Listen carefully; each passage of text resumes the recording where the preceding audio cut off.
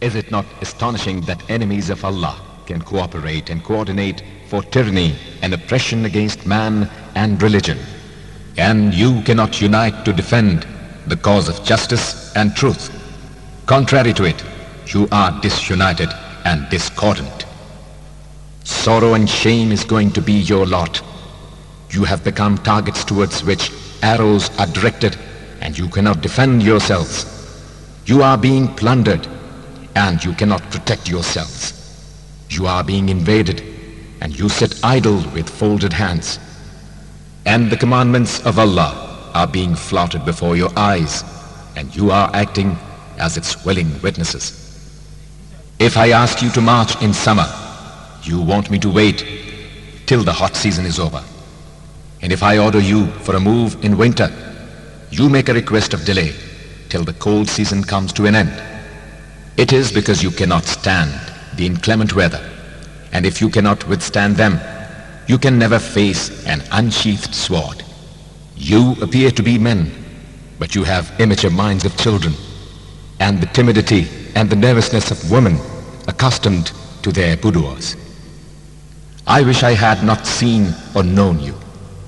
Let the Almighty Allah be my witness that your contact has brought shame and sorrow upon me. You have made my heart bleed and have filled my mind with grief. By not following my counsels and by disobeying orders of Allah, you have created a situation where Quraysh have started saying that though Ali is brave, yet he does not know tactics of war. May Allah forgive their parents. Is there one among them having as much experience of war as Ali has? Has any one of them been in the first line of defense or acted as a commander greater than Ali? You all know that I entered the battlefield when I was not even 20, and I am now 60. Are these experiences of no use to me? No. But when the commands of a leader are not obeyed, he naturally cannot improve upon the situation. Sermon 33. In this sermon, Imam Ali has advised people to abandon corrupt ways of life and try to achieve salvation. It is a fact that life is passing, and it has tolled the knell of its departure. Hereafter is awaiting you and has clearly manifested its approach. If you want to win His blessings in the next world, today is the only day left for you to work for it. Tomorrow is the day for a reward, and the reward is paradise. Hell is the ultimate end of all those who spend their lives in pursuits of pleasures only.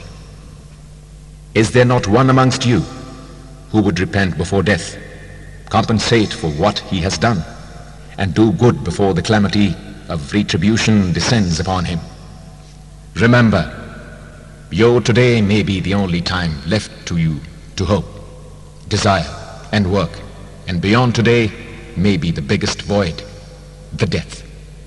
Whoever works during this period of expectation and hope, the span of life allotted to him, shall reap the harvest, and death will not harm him. But if a man does not care to utilize this period properly, his time and work is wasted, and death will bring calamity to him.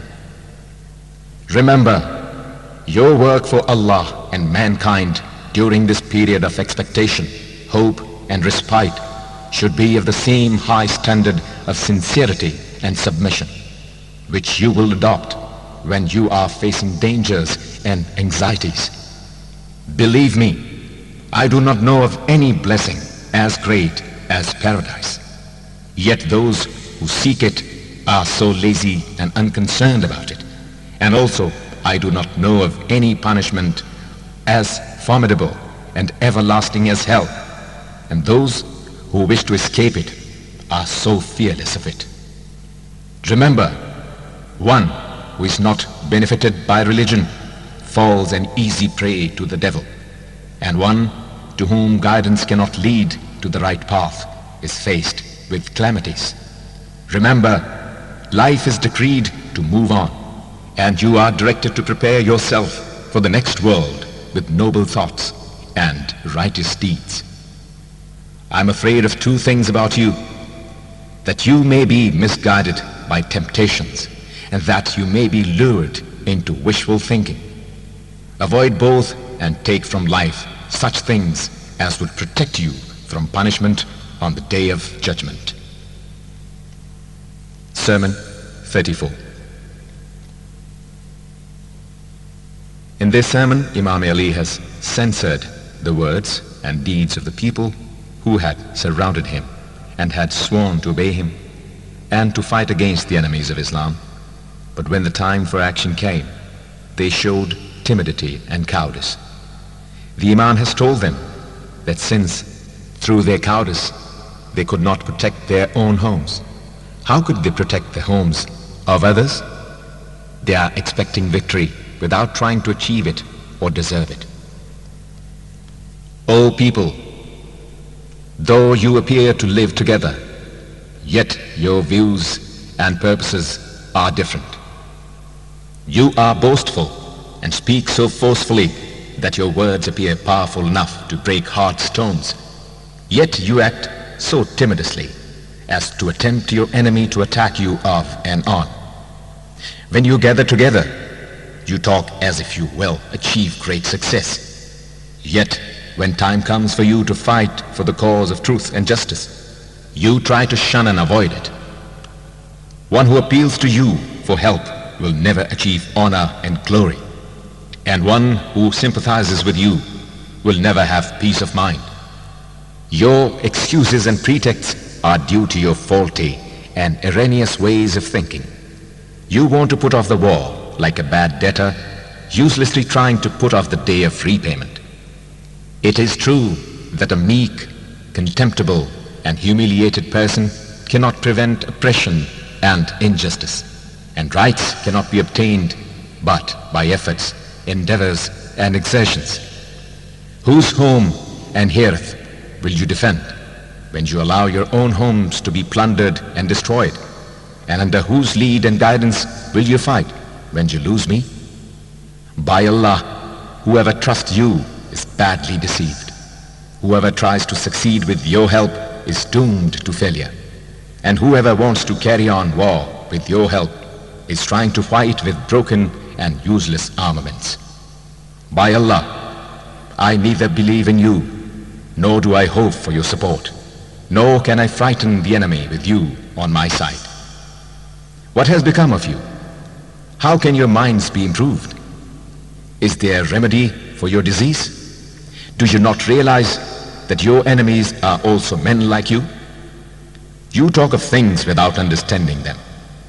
You are careless of ways and means of success because of your sinful life. You hope and expect a victory without being fit to achieve or deserve it. Sermon 35. In this sermon, Imam Ali has explained the causes of the murder of Caliph Uthman and is having no connection whatsoever with that incident. If I had ordered him to be killed, I undoubtedly would have been his murderer. And if I had prevented people from killing him, I would have been his helper. But I have no connection whatsoever with that affair. Those who came to the help of Uthman cannot say that they were better than those who deserted him. And those who deserted him cannot say that they were better than his helpers. I shall place both sides of the case before you. Uthman was extremely willful and obstinate, and you were inordinately impatient and hasty. It rests with Allah, the Almighty, to pass His judgment between the willful and the hasty. Sermon 36. In this sermon, Imam Ali gives advice to Abdullah bin Abbas when he is sent to Zubair bin Awam before the battle of Jamal. Do not meet Talha. He is quite deaf to all convictions and reasoning. He is arrogant and behaves like a bull with raised head and horns tilted towards his back. He is trying to lead an illiterate, unruly and unholy mob, believing them to be docile and obedient.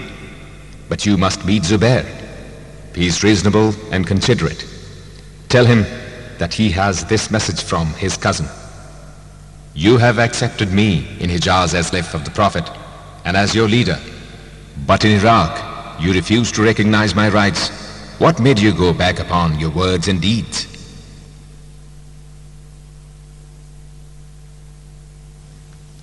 Sermon 37. In this sermon, Imam Ali has advised his people to lead an honest and pious life and has explained the condition of the society in which they were living. O people, it is a fact that you find yourselves in harsh times and cruel days, times which try men's souls, times when virtuous persons are considered wicked, when tyrants and despots are becoming more and more oppressive and cruel. While you neither make use of your knowledge nor try to improve it, unfortunately, you do not even realize the calamity unless it ruins you. Remember that there are four major groups of people in this world. Firstly, there are those who abstain from vice, villainy, and violence, because they are timid and cowards and have neither necessary means nor enough wealth. Then there are those who have drawn their swords, have openly declared their evil intentions, and have gathered armies around them. They are ready for every form of mischief and tyranny, and have ruthlessly chosen to put the power of evil ahead of all. They have sold their souls to the devil in exchange of the worldly benefits which they gain, of the armies which they lead, and of the pulpits from which they preach impiety and sin. But verily, it is a bad trade to barter your soul and blessing, reserved for you, for a vicious life and its allurements. And there are some who, instead of trying to gain blessings of Allah with sincere good deeds, want to secure a high place in this world with pretense of piety and holiness. The merciful Allah has not exposed them to the world, and they with easy conscience take wrong advantage of His benevolence to hide their sins under the show of piety and godliness. Lastly, there are people weak in mind and depraved in character. They can neither create resources nor can secure assistance from others, and thus find themselves deprived of wealth and social status. They also try to cover their humility and poverty under the guise of a religious and contented life, pretending to be virtuous and at peace with the world. Though morning, noon, and night they think of nothing but how to acquire wealth and status. Besides these four major groups, there is also an insignificant minority of those pious people whom the true conception of His divine greatness and might does not allow to be cruel, villainous, and haughty, and whom the fear of the day of judgment does not permit to lead a frivolous life. Theirs is a sorry plight in the present surrounding.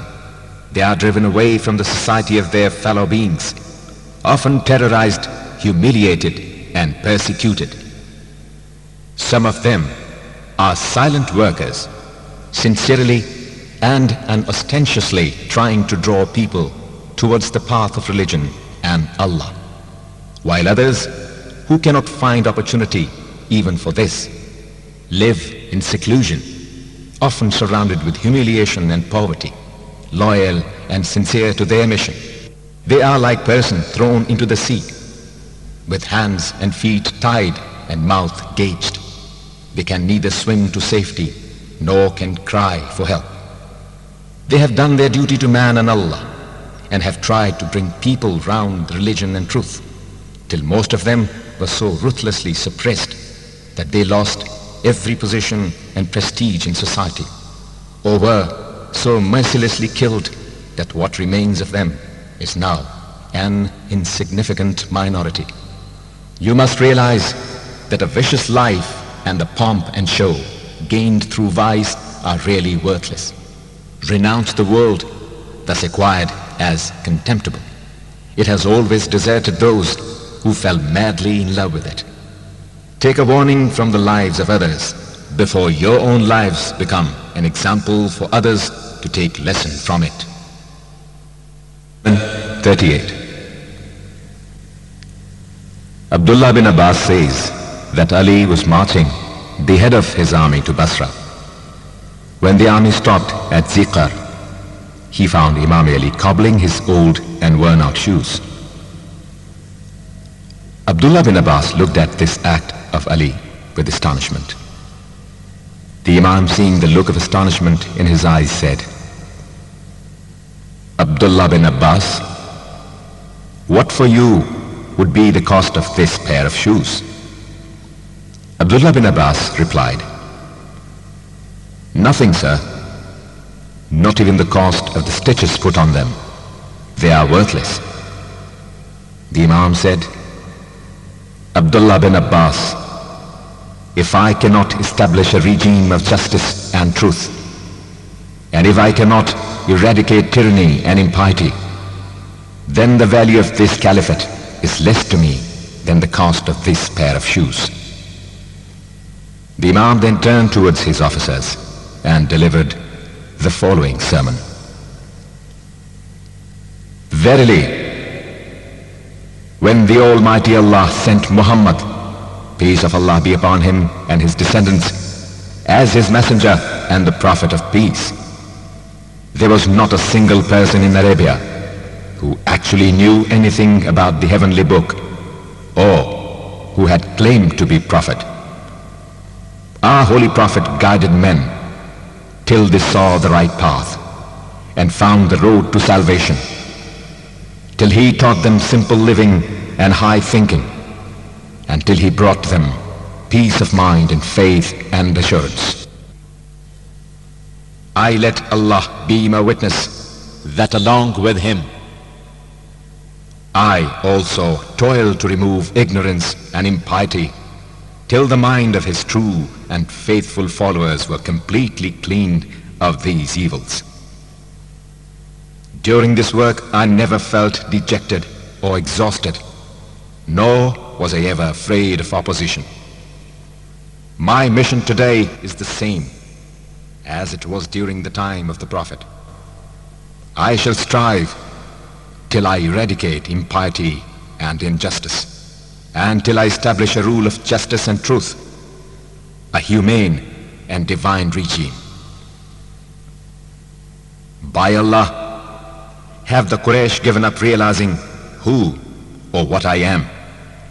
I have fought against them and defeated them when they were infidels, and now I will fight against them to overthrow their tyrannous, unjust and impious rule. Today, I am as much their well-wisher as I was during the lifetime of the Holy Prophet, and my courage and determination have not been lessened. Sermon 39. In this sermon, Imam Ali has expressed his sorrow over the mental conditions of Iraqis, warning them of the results of negligence of duty and indifference to religion. Alas, when I say that I am tired of advising and rebuking you, I speak more in pain than in anger. What has become of you?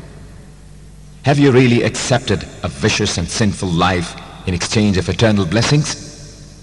Are you sincerely satisfied with humiliation and subversion in place of honor and glory?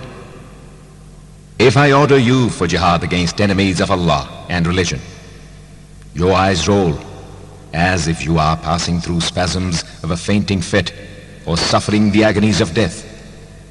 Apparently, you do not try to understand what is being taught to you, and thus are puzzled and perplexed, as if you are insane. The confused condition of your mind is such that you behave like camels that have lost their riders and stampeded nervously and aimlessly if someone tries to gather them in one place. I have completely lost faith in you. You are not the kind of helpers who could be trusted, nor such honorable assistance as could be relied upon. You are hopeless and useless fuel for the fire of war. Your enemies are befooling you and intriguing against you, and you are not match for them. They are continuously planning for your destruction, and you are quite indifferent to the danger. They are reducing boundaries of your territories, and you do not feel disturbed over it. I swear by Allah that those who forsake and desert one another and do not adopt an effectively collective measure to resist the enemy will always be subdued and conquered. I am positively sure that in a violently fierce battle, when you see many lying dead around you, you will desert me. Remember that you are surrendering to any enemy who ruthlessly wishes you to cut your flesh into pieces, to crush every bone of your body, and to flay you live or dead, shows how incompetent, cowardly, and debased you are. You are at liberty to adopt such a course of life. So far as I am concerned, instead of allowing the enemy to gain an upper hand over me, I shall defend myself to the best of my ability and leave the rest to Allah. O people, remember that you and I have mutual duties towards each other. My duty towards you is to teach you correct ways of life, to provide a welfare state for you, to raise incomes and standards of life for every one of you, to educate you, and to infuse civic sense in you. Your duty towards me is that you do not violate your promise of allegiance to Allah and religion, to be always loyal to me, to observe discipline, and to obey orders. Sermon 40.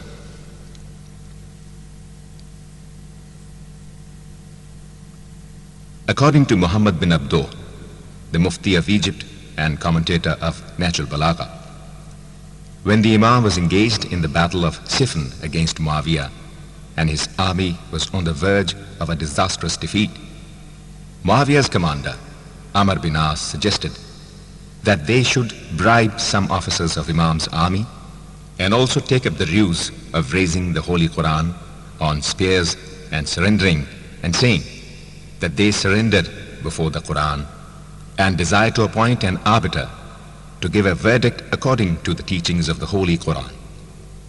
This trick succeeded, though Imam Ali advised his officers not to be deceived and not to convert an overwhelming victory into an idiotic truce. Yet money and the guise of a few rags that were raised on spears and were named the Quran won the day, and except a few trusted and faithful officers like Malik Ashtar and Qais bin Maqal, the others laid down their arms and a truce was declared. Arbitrators were appointed, and as Imam Ali had predicted, these arbitrators sold the cause of Islam along with their souls to the devil. Some of the chiefs realized their folly and came to Imam Ali with apologies. It was not that occasion when this sermon was delivered. The merciful Allah must always be thanked, though you may be facing harsh time or encountering reverses and misfortunes. I testify that there is no God but Allah, the Almighty. He has neither a colleague nor an associate, and that our Holy Prophet Muhammad is his servant and messenger. Peace of Allah be upon him and his descendants. I want you to learn this obvious truth, that to disbelieve the advice of a solicitous and devoted friend, and to disobey the counsel of a learned, experienced, and well-wishing advisor always terminates in shame and grief and results in regret and sorrow. Do you remember the advice I gave you in respect of that arbitration affair? It was truly a sincere and highly valuable advice, but behaving like suspicious and evil-wishing enemies or faithless and untrue followers, you refused to accept my counsel, till I was reluctantly forced to withhold it. You lost a golden opportunity and are now realizing it too late. I wish you had realized it in time. Sermon 41. The Battle of Nahrawan took place between Imam Ali and the Hajiites. The Hajiites were the people who were in the army of Imam Ali at the Battle of Siffin. As described in the note of Sermon 40, they compelled Imam Ali against his better judgment to accept the proposal of arbitration. But when the result of arbitration was made known to them, and when the promises made by Muawiyah were not fulfilled by him, they declared that Imam Ali had made a mistake in accepting arbitration, because no one could arbitrate in the affairs of Islam but Allah. With this ruse, they decided to fight against Imam Ali and gathered an army of more than 12,000 soldiers and attacked Nahrawan, a town on the bank of Euphrates, and killed its governor, his children and wife. The poor woman was pregnant. After killing her, they ripped open her abdomen, took out the baby, and cut it into pieces. Then they started an orgy of murder and loot, killing such famous persons as Sinan Saidawi and Harith bin Murrah and many men, women and children. They pillaged many houses at Nahrawan and many towns near it. Thus, Imam Ali was forced to fight against them. This battle took place at Nahrawan. Just before the battle, the Imam warned them in the following sermon, drawing their attention towards the fact that it was they who had brought about the arbitration at Siffin, and then they had drawn their swords against him for making the very same arbitration, a reason of fight against him. This sermon contains a prophecy which came true, and almost every soldier from the army of the rebels was killed before the day was over. I want to warn and advise you against this battle, for you may all be killed in it, and the next day sun may shed its morning light upon your mutilated and blood-stained bodies strewn along the basin of this river. You and only you will be responsible for your death. You will die without justifying your action before man and Allah. You have no reason whatsoever to declare a war against me. You are maddened with the lust of false grandeur of a sinful life. It has confounded you and has entrapped you in its mesh. Do you not remember that from the very beginning I was advising you all not to accede to the proposal of arbitration and truce at Siffin? But behaving like a bitter enemy of mine, you refused to accept my advice, and I was, with great repugnance, forced to concede to your demands. Your fickle-mindedness and want for judgment was responsible for the loss. But now you want to lay the responsibility at my door and make it a cause of revolt against me? Though I was always your well-wisher and never suggested to you anything that would have brought harm to you, mean and contemptible you have been, and so you will always remain. Sermon 42. In this sermon, Imam Ali has described his sincere efforts, courage and fortitude for the cause of Islam, comparing with other Muslims, especially during those early days when the Holy Prophet first started preaching Islam. I stood up alone among my contemporaries to welcome the order of Allah while they were keeping back timidly. I boldly came forward to defend the faith while they were nervously hiding their heads under their hoods. I unhesitatingly testified the message of Allah while they were dumbfounded with the fear of unbelievers. I trod the path of truth under the divine light while they stood still under clouds of uncertainty and doubt about religion and Allah. I never spoke aloud of my virtues and never aspired for rewards, though I surpassed every one of them in attaining divine favor. Possessing these attributes and distinctions, I rose higher than any of them and stood alone at the eminence. My stand was firm like that of a mountain, which neither cyclone could shake, no tornadoes break. Not a single person has any justifiable cause to blame me or to find fault with me.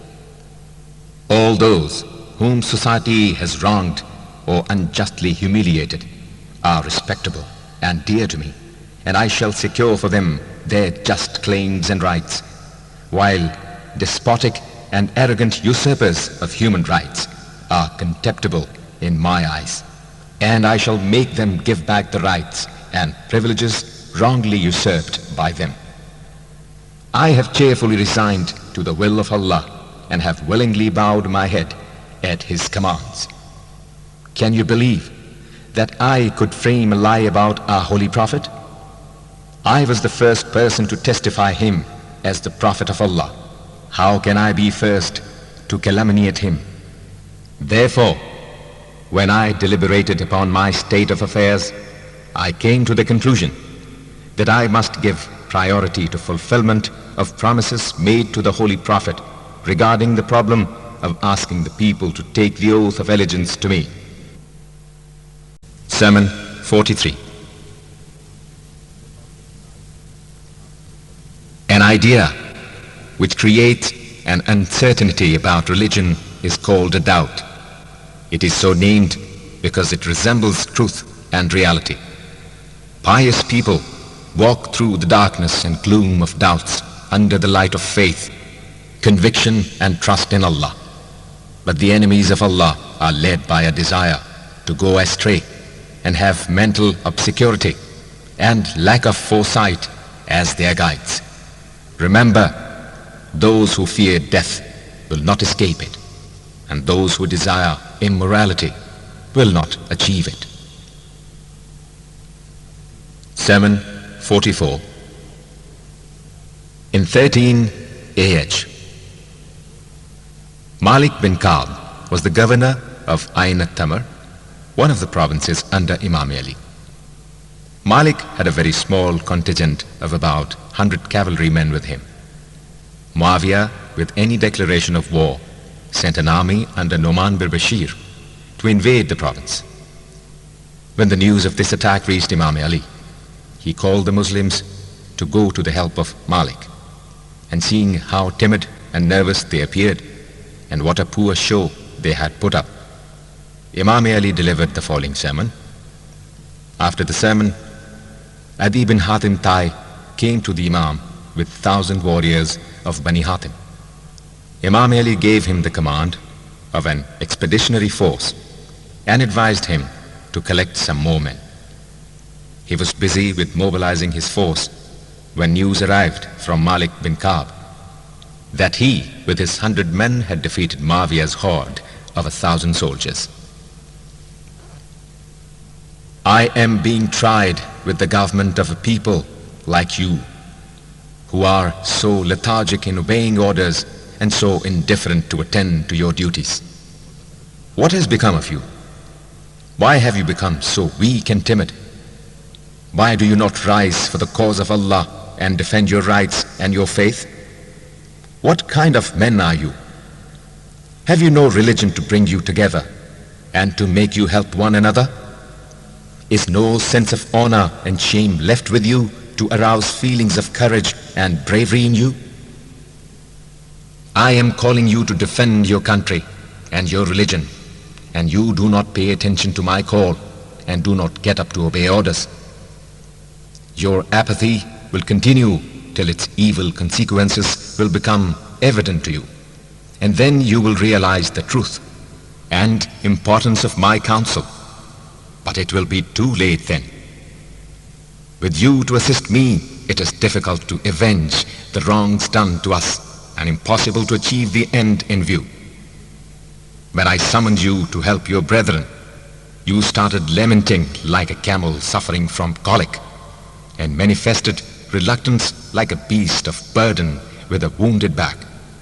And those of you who turned up in reply to my summons were mostly a crowd of confused and timid people behaving so nervously as if they were being dragged to destruction and were actually facing the horrors of a terrible death. Sermon 45. As has been stated in the notes of Sermon 40 and 41 in connection with the Battle of Siffin, Imam Ali had advised his followers not to be deceived by Muawiyah's guileful and cunning ruse, and not to accept truce and arbitration, but cash presents and promises of more to follow, with false pledges on the Holy Quran of friendship and comity, had won many of the faithless officers for Muawiyah, and except a few trusted followers, the rest refused to accept the Imam's advice and revolted outright. And Muawiyah, having thus cunningly averted a crushing defeat, treated these rebels niggardly and violated virtually all his promises. They were disillusioned and they revolted against him also. They had spiritually fallen apart, and the pains, fears, and tribulations that are always the outcome of such a pattern of sin made them desperate. In desperation, they laid the blame of this truce upon the Imam. Like all politico-religious bodies, they wanted a quasi-religious slogan to gather people around them to fight against the Imam. They selected the slogan, "With Allah alone rests the authority of the judgment." Imam Ali in this sermon throws light upon this slogan and the false meaning they wanted to derive from it. As a matter of chronological accuracy, this sermon ought to have preceded Sermon 41, but the order as arranged by the learned compiler Sayyid Razi is being quoted here. In this sermon, Imam Ali has enumerated the duties of a benevolent regime. The slogan which they keep on repeating is true, indeed, but they deduce wrong meaning and infer from it conclusions which are harmful to mankind. True, there can be no law and no order but that of Allah, but they infer that no one should have the authority to rule over mankind but Allah. How is it possible? Necessarily, there ought to be some form of government of man over man. There ought to be a human agency as a ruler. This may either be a pious and benevolent or an ungodly government. A divinely benevolent government is necessary, so that under its rule, Muslims and non-Muslims alike may prosper and enjoy the fruits of the efforts of their mind and body. Under its benign influence, Allah may grant them happy living and peaceful end. Under its auspicious administration, they may flourish and thrive. Under its protection, they may defend themselves from enemies. There may be safety of highways and security of life, honor, religion, and the hereafter. And the rights and claims of the poor, humble and depressed, may be saved from the clutches of rich and powerful oppressors. And the virtuous people may be protected from molestation of the vicious sinners. Sermon 46. Imam Ali gave reasons why he did not appreciate diplomacy and deceit. His teaching is that end and means both should be above every kind of vice and wickedness.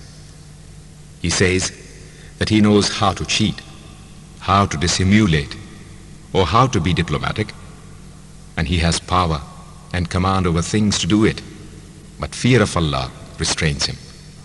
Therefore, the guiding factor of our life should not be the so-called success, but fear of Allah. Faithfulness is, in fact, a human attribute akin to truth and veracity. And I know of no better protection to mankind from evil and harm than this. One who believes in life in the hereafter will never resort to deception and duplicity. But unfortunately, most of the people think that betrayal means wisdom, and they lead the uneducated masses to believe that hypocrisy is the best form of sagacity. I have enough knowledge and wisdom to know what diplomacy and dissimulation mean, and have enough aptitude and authority to make use of them. But before me are the commands and interdictions of Allah, which protect me from sin. Yet a man who has no respect for religion avails himself of every opportunity to profit by deceit, hypocrisy, and diplomacy. Sermon 47. Through this sermon, Imam Ali has taught us that avarice and inordinate craving will bring harm to us. Vicious ways of life will not procure for us material gains of permanent nature. We must attach more importance to the life in the hereafter. O people, I am not so much afraid of anything from your side as of your two weaknesses. One is your wish for achieving and realizing every desire and craving, and the other is your belief in inordinate hopes, daydreams. Remember that avarice and greed will prevent you from following the path of Allah, and excessive ambitions in this life will make you forget the hereafter. Beware that world often turns its face quickly away from you, and usually what is left for its pleasures for you is not more than the dampness in a glass of water after it has been turned upside down and completely drained. Beware that the hereafter is in front of you. This life and the hereafter are like two mothers, and human beings are like children. Take the life to come as your mother, and do not let this world adopt you as her son, because on the day of judgment, every child will be attached to its mother. Remember that this life is a place of work and not of judgment, and the day of judgment will be the day of reckoning and not of action. Sermon 48. Imam Ali had sent Jarir bin Abdullah Bajali as his ambassador to Muawiyah, asking him to take, like others, the oath of allegiance to Imam Ali. Jarir was still in Syria when Imam Ali was informed that Muawiyah would not accept him as caliph and was getting ready to wage a war against him, so he should also get ready for it. On that occasion, he delivered the following sermon. My getting ready for a war when Jarir is still with Muawiyah would mean that I am closing the door of peaceful negotiation for Syrians and forcing them to rebel against me, even if they have genuine and sincere desire to take the oath of allegiance to me. The fact is that I have already fixed a time for Jarir's return. If he overstays there, then there must be one of the two reasons, that either he is being fooled by Muawiyah or he has turned a rebel against me. My idea is to face facts squarely and to go about my plan calmly. So you should also be calm. Do your work rapidly, but not hysterically. There is no harm for you to be ready and be alert to meet your foe. I have given full thought to the problem before me and have fully considered the pros and cons of the case. I find that no choice is left to me. Either I have to crush the rebellion by force or submit to paganism. You must have by now realized this undeniable reality, how Islam has come to this stage and what dangers lie ahead. The previous ruler had introduced so much schism and innovation that people started criticizing him. In the beginning, they tried to advise and persuade him to leave the wrong path. But failing in this, they revolted against him. With these facts in view, it is easy to visualize how revolt against the center became easy. Sermon 49. When Maskala bin Hubaira Shaybani left Kufa and ran away to Muawiyah with some money of the government treasury to his account, Imam Ali said, May Allah not forgive Maskala bin Hubaira. In the beginning he acted like a chieftain, but in the end he fled like a slave. He did not give his eulogists time to finish their praises for him, and before they had time to testify to his good qualities, he forced them to change their views. If he had not fled, we would have forced him to pay a part of his dues and would have waited for the rest till his financial condition improved. Sermon 50. All glory is only to him, of whose favors nobody is deprived, of whose blessings nobody is left destitute, and of whose bounties nobody needs despair. One who invokes him need feel no disgrace or ignominy. His munificence is everlasting, and his blessings will never end. This world is destructible, and its inhabitants will have to desert it. To vicious-minded people, the perishable pleasures of this life are pleasing, but in fact, life quickly passes away, though one may love it dearly and madly. My advice to you is that you should pass through life in such a way that it may carry good results for you in the next world. You should take from life only such things as would be helpful to you in the hereafter. Sermon 51. On his journey to Syria, Imam Ali delivered the following sermon. It is actually a supplication. O Lord, I beseech you for your protection against the difficulties of the journey, against the sorrows of a sad return, and against finding my family and my home in distress when I come back to them. Lord, you are the best companion and guide in journey, and the best trustee under whose care I can leave my family and my house. No one but you, my Lord, can combine both these attributes in himself, to be my companion and guide. If I leave my home and heareth to your care, and to look after my family and fortune, if I ask you to be my companion and my guide on my journeys, because nobody but you, my Lord, possesses the attributes of omnipresence and omnipotence to be with everybody and everywhere at one and the same moment.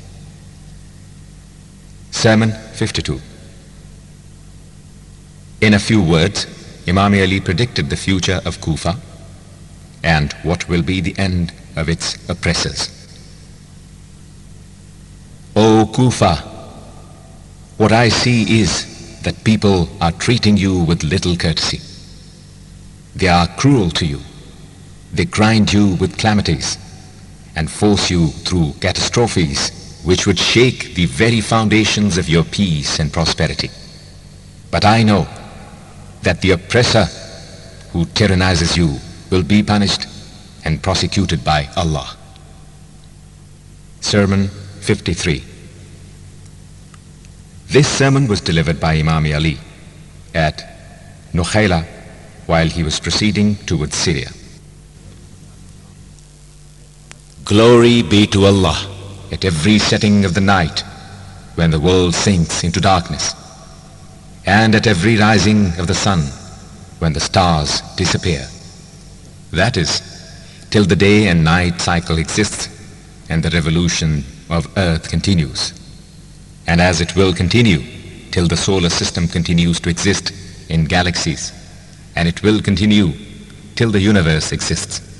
Therefore it means that the glory of the Allah will be continued till the universe continues to exist.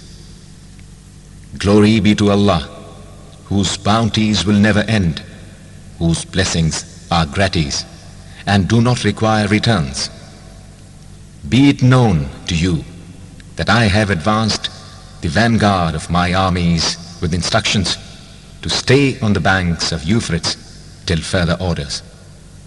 I myself have decided to cross Euphrates and reach the group of people living on the banks of Tigris, so that I may make them fight the enemies of Islam and be of help to you. Sermon 54.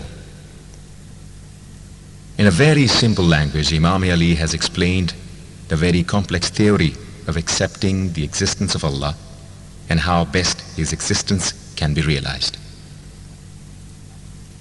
Glory to Allah, who knows the secrets of things, universe, and the proofs of whose existence shine in various phases of nature. No physical eye has ever seen and will ever see Him. But those who have not seen Him physically cannot deny His existence. Yet the minds of those who have accepted His existence cannot grasp the real essence of divine being. His place is so high that nothing can be imagined higher. He is so near to us that nothing can be nearer. The eminence of His position has not placed Him further away from His creatures, and His nearness has not brought them up to His position. It is impossible for human mind to grasp the essence of His being, yet He has not prevented them from realizing His presence. Various aspects of the universe force even atheists to accept Him as a grand architect of the universe. Yet He is far above the conceptions of those who refuse His existence, and also of those who imagine His attributes in various expressions of nature. Sermon 55. In this sermon, Imam Ali has thrown light on the causes of people going astray. Surely, the causes of discord and rebellion against religion are that people follow the dictates of their minds and introduce innovations and schisms against the explicit orders of the Book of Allah. Consequently, by violating the commands of Allah, such persons are considered heads of the religion, though they know nothing about religion. The fact is that had falsehood been allowed to keep itself from truth, seekers of truth would have easily discerned it and would have eschewed falsehood. And had truth been allowed to appear distinct from falsehood, people would not have found it easy to criticize religion. But unfortunately, men started distorting truth, and the Satan took advantage of this situation and got complete control over the minds of his followers. Only those persons who, with the help of Allah, have advanced towards sober and rational ways of meditation can escape his traps. Sermon 56. In the early stages of the Battle of Siffin, Muawiyah and his armies occupied the river Euphrates and stopped the supply of water to the Imam, challenging him to take the river by force.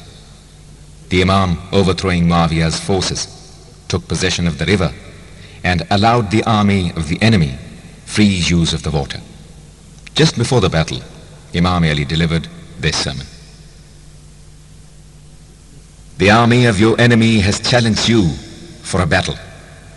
You should either accept the defeat and the resulting humiliation, or accept the challenge and soak your swords with the blood of your enemy and your throats with the water of Euphrates.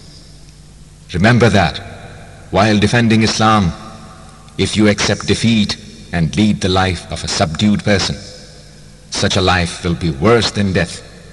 And if you die defending your faith, then in such a death there is eternal life. Beware, Muawiyah has collected hordes of ignorant people, whom he has misguided as much as possible, and from whom he has hidden the goodness of truth and religion, till fanatically they have offered their throats as targets for the arrows of death. Sermon 57. This sermon is a warning to those who believe that this world and the life upon it are the only important items of creation. They do not attach any value to the life in the hereafter and do not realize either the extent of His mercy, munificence and kindness, or the enormity of their sins.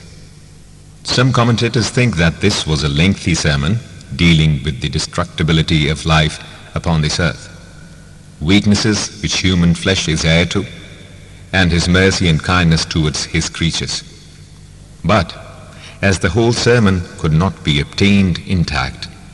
Its various parts, as and when procured by Sayyid Razi, are found scattered in Nahjul Balagha, appearing as separate sermons. Beware that this earth and life upon it are destructible.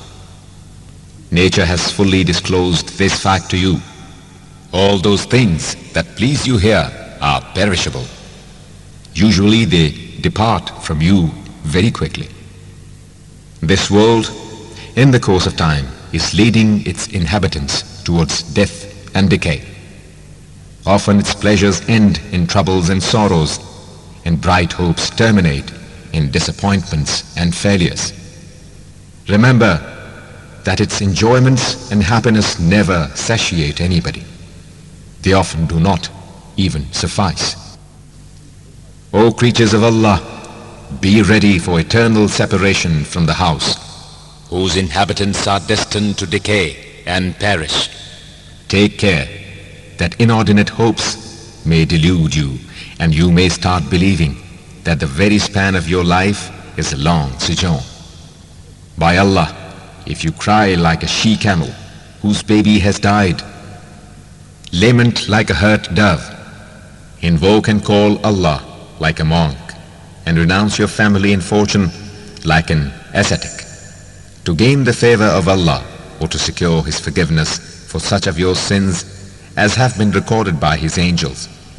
Then, in my opinion, if you do all this penitence and even much more, it stands nowhere before the greatness, immensity, and the extent of His kindness and benevolence, which He bestows upon human beings, or before the enormity of punishment, which, I'm afraid, your sins deserve.